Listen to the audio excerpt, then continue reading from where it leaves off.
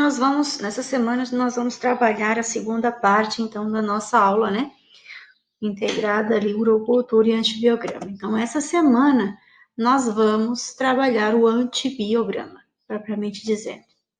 O que seria o antibiograma, né? O antibiograma, ou TSA também, como se pronuncia e se coloca, né? É uma determinação da susceptibilidade aos antimicrobianos, ou seja, aos antibióticos. É uma das principais tarefas, então, do laboratório de microbiologia clínica, é o antibiograma, que deve ser feito em excelência e deve ser muito bem observado todos os parâmetros e os cuidados necessários para que se tenha resultados fidedignos, né? Em muitas situações, sob o ponto de vista clínico, os resultados do antibiograma são considerados mais importantes do que a própria identificação do micro-organismo envolvido nesse processo infeccioso. Por quê? Porque se nós não fizermos uma boa análise do antibiograma, a prescrição médica não será correta. Então, haja essa necessidade, né? Existe essa necessidade de além de se fazer, então, de se preconizar por todos os métodos corretos, corretos para a identificação do micro-organismo, também precisamos observar que o antibiograma deve ser feito de maneira muito minuciosa.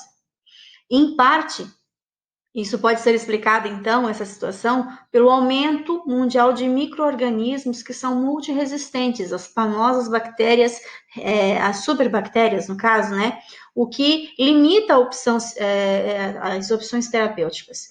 E aí, como consequência e resultado, o laboratório deve dar prioridade não só à produção de dados precisos, mas também de liberar dados que sejam facilmente interpretáveis.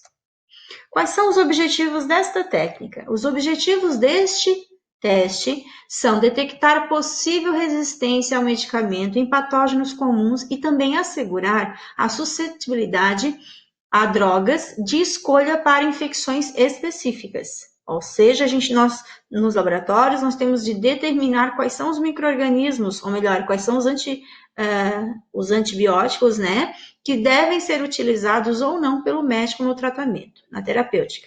Os microbiologistas podem avaliar interações in vitro entre um micro-organismo isolado e os agentes antimicrobianos.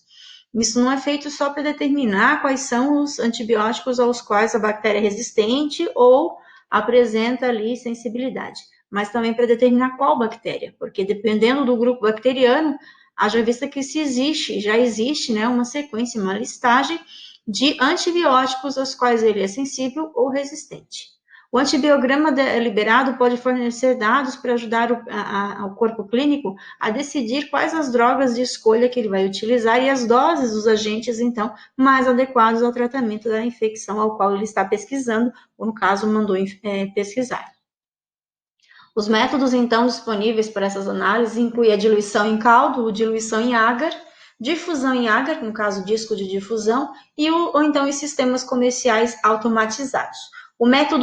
Os métodos manuais, que são amplamente difundidos no Brasil, então proporcionam flexibilidade e métodos que geram possíveis reduções de custos incluem a difusão em agar e métodos de fita, como o gradiente, né, que é o E-teste ali, ou o MIC, são utilizados também.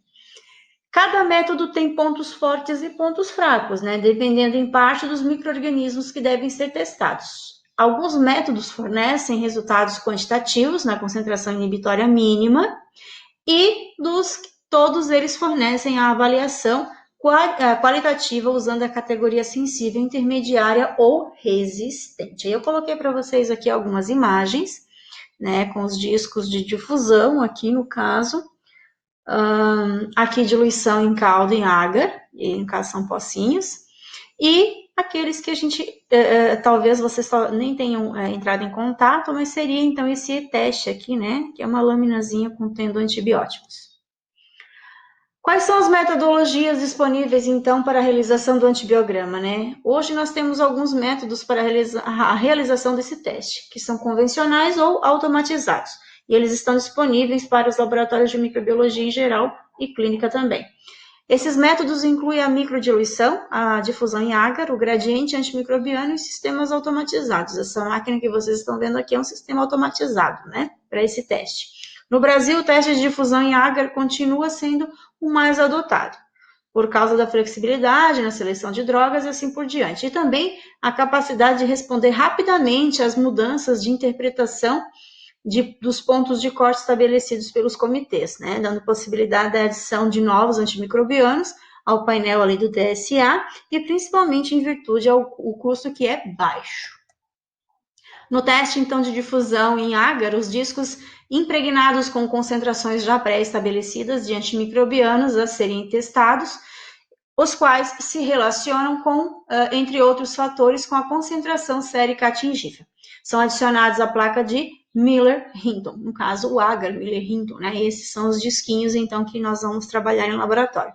Após o período de incubação, o halo de inibição é medido e categorizado de acordo com os critérios estabelecidos por documentos já padronizados.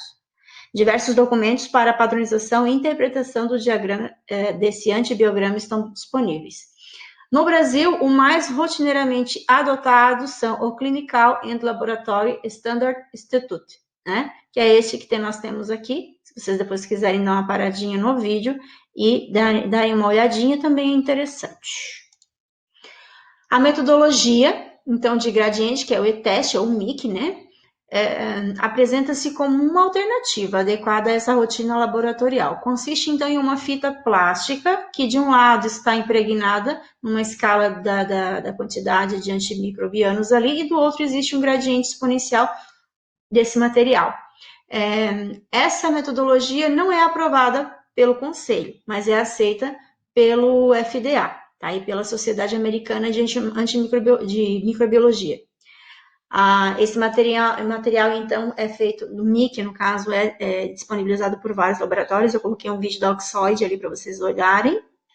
E,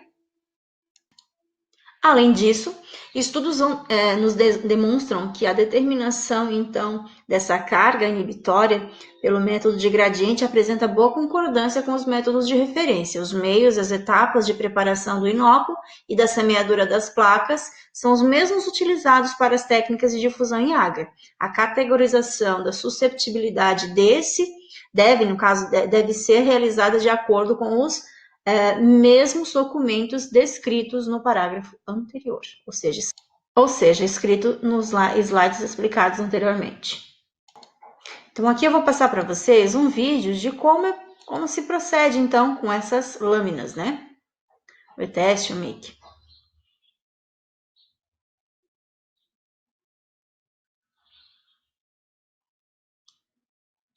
Então, ele vem em caixinhas, dependendo do tipo do laboratório que produz, né? Dependendo, pode ter um tipo de material ou outro, enfim, de embalagem. Coleta-se, então, as amostras ali, as colônias, coloca-se em tubos específicos já com diluente. Homogeniza-se, então, esse material de maneira muito bem homogeneizada e coloca-se, semeia-se com auxílio, então, de um swab numa placa de Miller-Hinton.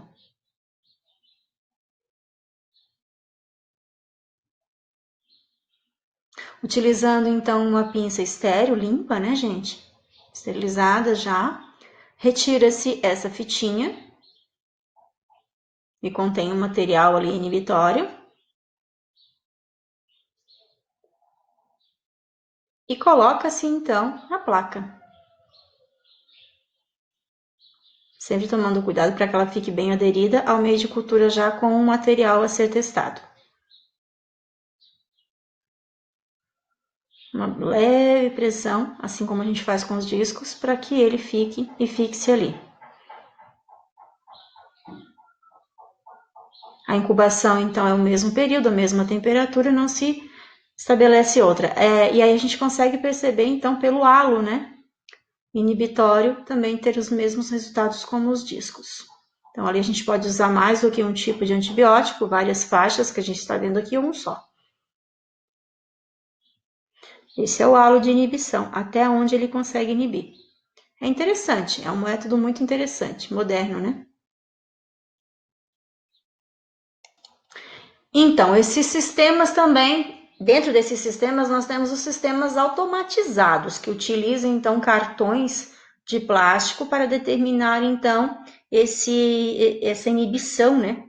Esses cartões apresentam o antimicrobiano liofilizado, e o sistema tem a capacidade de análise computadorizada do crescimento do microorganismo. No Brasil, os sistemas mais utilizados, então, para esse teste são da Vitec, né? Vitec é 2, Alkway, ABD Fênix e assim por diante.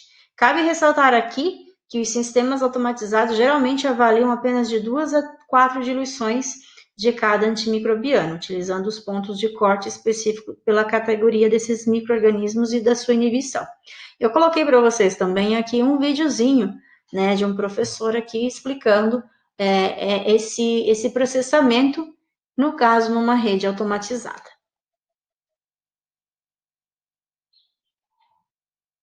Bom, aqui quem fala é o Bruno do blog. Fala pessoal, tudo bom? Aqui quem fala é o Bruno do blog Biomedicina Padrão.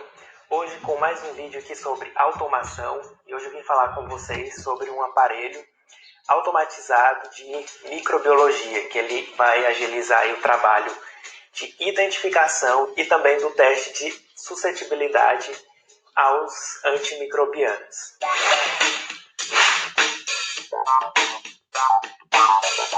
O que eu vou falar para vocês hoje, então, é um equipamento da BD chamado Phoenix. E esse sistema automatizado envolve tanto equipamentos, quanto reagentes, quanto os painéis de identificação e do TSA. Então, eu vou falar para vocês um pouquinho de cada um desses sistemas, desses equipamentos e reagentes e como que isso funciona na prática. Bom, de reagente tem basicamente 3. O primeiro é o de identificação, é um caldo, né, para identificação daquela bactéria, ou pode ser fungo também. Então, lá no tubinho está escrito ID, né, de identificação. O segundo reagente é um caldo para fazer o TSA, né, que é o teste de suscetibilidade antimicrobiana, que a partir de agora eu vou falar só TSA para facilitar. Então, no tubinho está escrito TSA ou AST.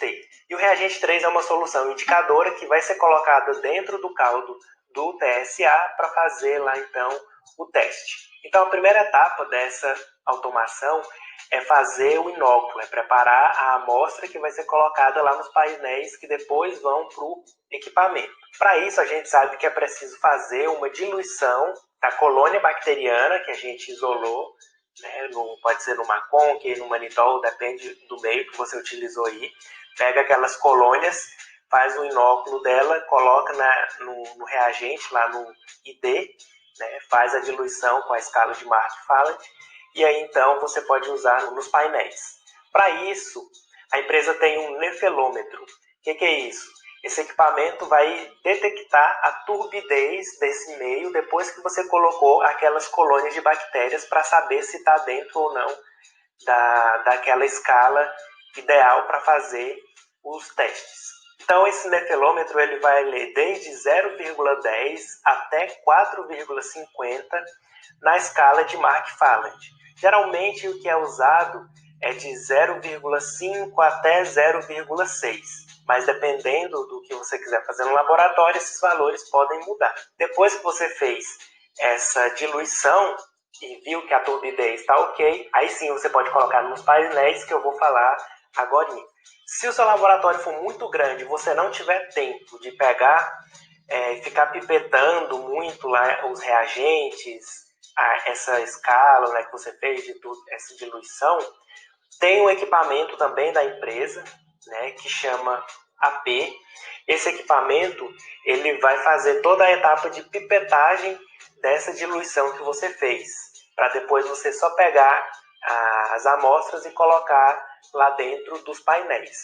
Tudo que você precisa fazer então é pegar a bactéria lá do meio de cultura, colocar naquele tubinho, naquele caldo ID, passar no vórtex e então o equipamento, né, você coloca lá no equipamento e ele vai fazer toda a pipetagem, depois você tira do equipamento e coloca no painel para seguir então o procedimento.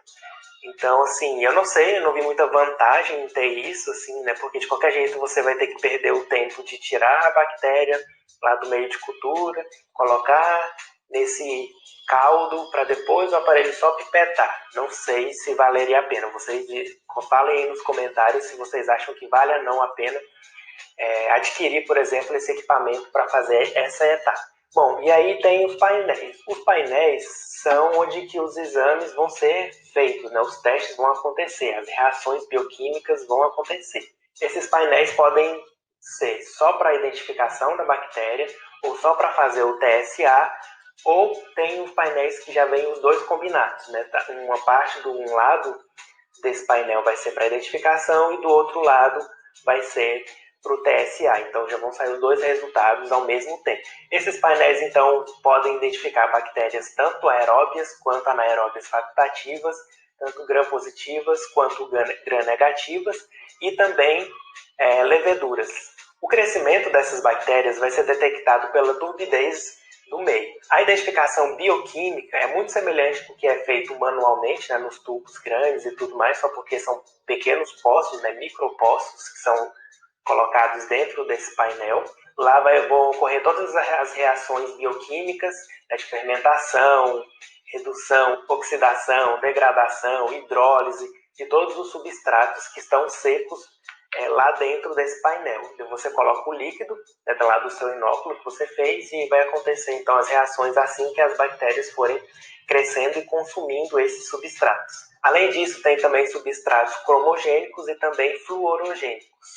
E uma coisa importante, como esses painéis são específicos para cada tipo, se é gram-positivo ou gram-negativo, é muito importante saber qual grupo, né, de bactérias que você está querendo analisar. Então, você tem que fazer um gram da cultura antes para saber se é gram-positivo, você vai escolher um painel de gram-positivo. Se for gram-negativo, escolhe o painel de gram-negativo. Caso você não faça isso, corre o risco de você escolher um painel, por exemplo, para gram-negativo, e na verdade a bactéria ser gram-positiva e todos os resultados que saírem depois não vão ser verdadeiros. Bom, olhando mais de perto esses painéis, dentro deles tem 136 micropoços. Quando é aquele painel que tem de um lado de identificação e do outro tem o TSA, a divisão é assim: 51 micropoços para identificação, mas junto desses 51 tem uns postos para controle e 84 postos para o TSA, que também tem os postos de controle. Então, no total, são 136. Dentro desses postos tem tanto substratos ou os antibióticos secos, né, que vão ser ativados ali depois que a bactéria entrar em contato quando você jogar o líquido daquele inóculo lá nesses painéis. Os antibióticos têm em diferentes concentrações, porque esse equipamento também já libera a concentração inibitória mínima, né, que é muito importante para ajudar o médico depois na escolha da melhor terapêutica. Bom, depois que você então dispensou aquele inóculo dentro desses painéis, você vai levar para o equipamento que vai fazer a incubação. Esse equipamento, então, tem dois principais, eu acho que tem um no Brasil que o pessoal conhece mais, que é o Phoenix 100, mas tem outro também chamado de M50. Esse M50 ele é inclusive modular, então você pode até colocar dois, né, encaixar um em outro e aumentar a capacidade de análise desse equipamento. E aí você vai colocar esses painéis, então, dentro do equipamento e ele vai incubar isso continuamente a 35 graus. Vai checar de 20 em 20 minutos até 16 horas, né, o crescimento dessas bactérias. E o resultado nesses painéis, ele não pode ser lido manualmente. Só o equipamento consegue fazer a detecção do consumo lá dos substratos, das reações bioquímicas. Não tem como fazer isso olhando lá manualmente. Então é tudo automatizado. Então depois do crescimento, o equipamento vai ver qual foi a bactéria identificada e com base na bactéria que foi identificada, ele vai analisar o TSA. Então ele vai liberar o resultado em S, se a bactéria for suscetível, em I, se for intermediário, ou se for R, de resistente.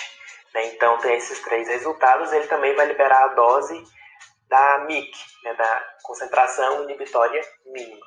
Então, o equipamento tem que saber qual que é a espécie de bactéria que foi identificada para ele poder, então, analisar se aquele antibiótico vai ser resistente ou intermediário ou suscetível, né, a essa determinada espécie. Então é isso, pessoal. Espero que vocês tenham gostado aí desse equipamento. Se você já conhecia ele, comenta aí qual que é a sua experiência, se você já trabalhou com ele. Eu já tive a oportunidade lá na minha residência de trabalhar com esse equipamento, vi ele em funcionamento, é muito prático mesmo. Não é barato, né, mas num hospital grande, que tem uma rotina grande e que precisa de um resultado confiável, principalmente nessa época de alta resistência aos antibióticos, né, saber tratar o paciente com a dose certa, com o antibiótico certo, é muito importante. Então, espero que vocês tenham gostado e até o próximo vídeo. Então, nós vimos anteriormente aquele vídeo falando, né, aqui sobre a automação dentro do material sobre os antimicrobianos, né? Mas quando nós devemos realizar o antibiograma? Né? O laboratório de microbiologia clínica ele deve realizar esse exame somente quando esse micro-organismo patogênico de fato seja, né? E que sejam então contemplados pelos comitês de padronização, né? A CLSI, a EUCAST e a Anvisa. O TSA não deve ser executado para micro-organismos, então, integrantes da microbiota normal, da flora normal, ou seja, aqueles que são colonizadores, e para micro-organismos cuja sensibilidade aos antimicrobianos seja previsível, certo? Então, não é para isso que é para fazer esse exame, no caso da microbiologia clínica. Quando é para detecção e determinação, a gente até pode fazer o antibiograma para determinar esse ou aquele micro-organismo, mas nesse caso, clinicamente, a gente só utiliza para isso. E, né, então, no nosso dia a dia, atualmente, a rotina dos métodos então, para a realização do antibiograma é padronizada para as bactérias comuns aeróbicas e facultativas, como as enterobactérias, estafilococcus, pseudomonas, acinetobacter, os enterococos, streptococcus pneumoniae, streptococcus do grupo viridos e beta-hemolítico, os haemófilos influenza, complexo, então, nós temos ali Burkholderia cerbácea, estenotrofomas maltófila, a Neisseria gonorreia, a Neisseria meningitidis e o Vibrião choleri. Em algumas situações, como também o Mycobacterium tuberculosis e os fungos invasivos, a realização desse antibiograma é importante para o tratamento do doente. Entretanto, este deve ser encaminhado a laboratórios especializados, nos quais os volumes de testes são suficientes para manter a proeficiência técnica. Fenótipos de resistência incomum, ou seja, espécies com resistência incomum ou resultados imprecisos também devem ser encaminhados aos laboratórios de referência para confirmação. Por quê? Porque nós temos vários casos de resistência bacteriana, ou seja, bactérias, as superbactérias. Como a gente seleciona, então, esses antimicrobianos, né, para compor o nosso antibiograma? Bom, primeiro, o laboratório tem a responsabilidade de testar os antimicrobianos mais adequados para o micro-organismo isolado. O local da infecção e o tipo de paciente também deve ser especificado. O laboratório também que atende pacientes hospitalizados ou então imunodeprimidos precisa testar rotineiramente os antimicrobianos de maior espectro quando comparados com aqueles que só atendem pacientes ambulatoriais.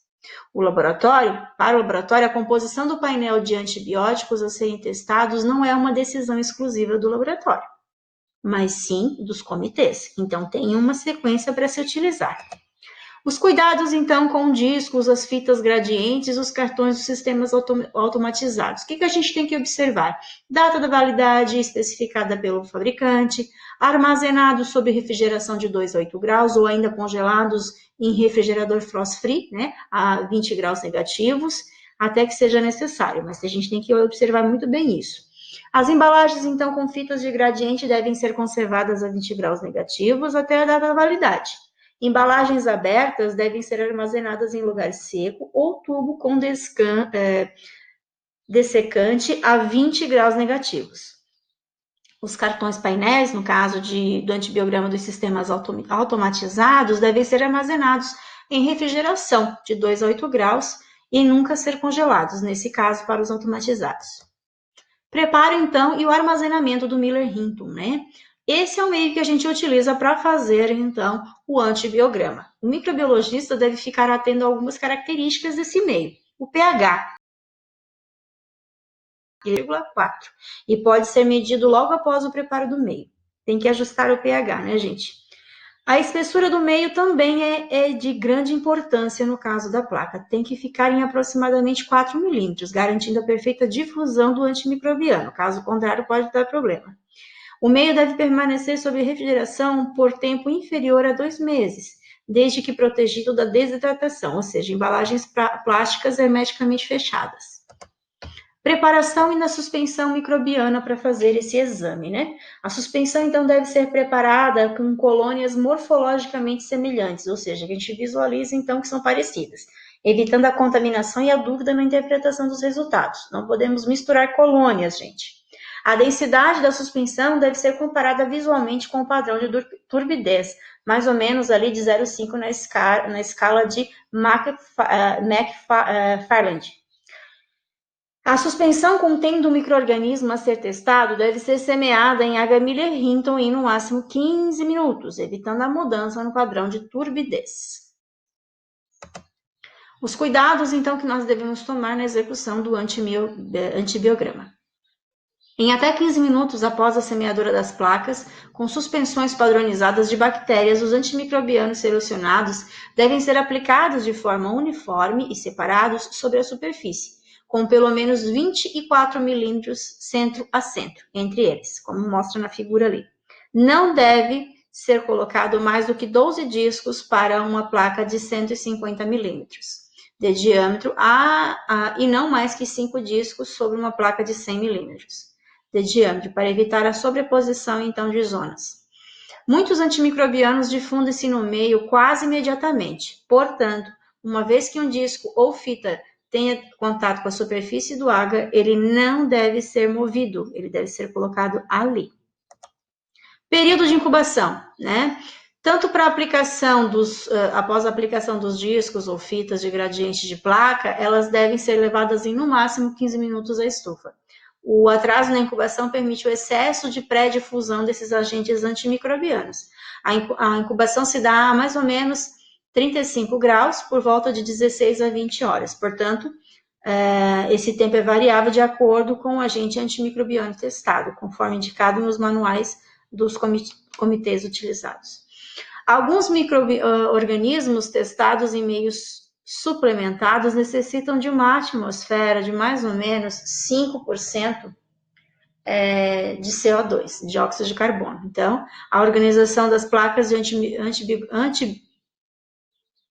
antibiograma na estufa não deve formar pilhas grandes, garantindo uma temperatura uniforme e rápida para todas as placas. Liberação dos resultados. O laboratório, então, de microbiologia clínica precisa estabelecer um sistema documentado de revisão dos resultados. Esse sistema documentado, então, serve para detectar e corrigir erros significativos de transcrição que poderiam afetar a escolha do antimicrobiano para o tratamento da infecção. Uma possibilidade é a revisão e conferência dos laudos liberados por um profissional de alta qualificação, antes da liberação final do resultado. Esse método se tornou um elemento muito importante na rotina laboratorial, já que em muitos laboratórios os resultados são interfaceados. Acabamos então, essas são as nossas bibliografias consultadas e utilizadas. Bom estudo e até a próxima!